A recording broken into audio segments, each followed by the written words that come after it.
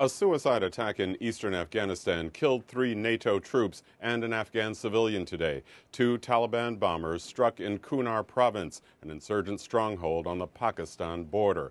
In all, 15 NATO troops have been killed in the Afghan fighting so far this August. In the U.S. presidential campaign, the major candidates traded fire today over welfare and health care. Republican Mitt Romney stepped up his accusations that President Obama has weakened welfare reforms. Romney spoke at a rally in Des Moines, Iowa. With a very careful executive action, he removed the requirement of work from welfare.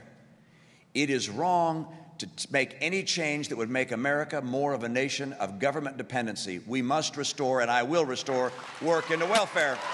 The Obama campaign insisted again that the president simply granted states more flexibility to deal with welfare paperwork. And in Denver, the president addressed a largely female crowd and talked about what Romney's vow to repeal health care reform would mean. Mr. Romney's running as the candidate of conservative values. There's nothing conservative about a government that prevents a woman from making her own health care decisions. He says he's the candidate of freedom. But freedom's the chance, the opportunity to determine for yourself the care that you need when you need it. The president is on a 2-day campaign swing. Romney is set to begin a multi-state bus tour on Friday.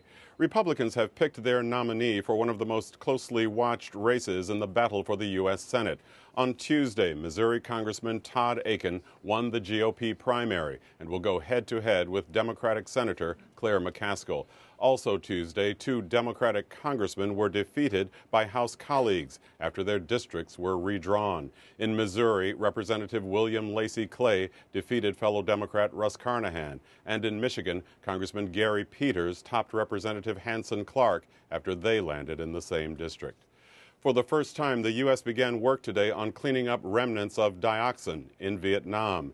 The chemical was widely used in the herbicide Agent Orange during the Vietnam War, but dioxin has been linked to cancer and other health problems, and it stays in soil and river bottoms for decades.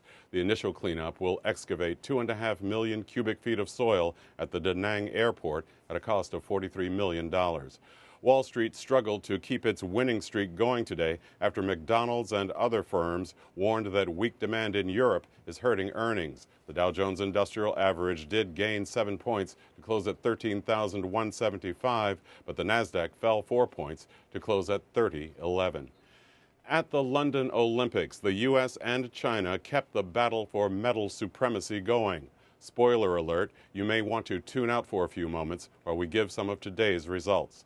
In women's beach volleyball, Americans Kerry Walsh and Misty May Traynor won their 3rd straight gold medal. They beat another U.S. team, April Ross and Jennifer Kessy, in straight sets. 3 other Americans won in track and field. Allison Felix took the women's 200 meters. Brittany Reese placed first in the women's long jump. And Aries Merritt took the gold in the men's 110-meter hurdles. China today finished a sweep of the gold medals in table tennis.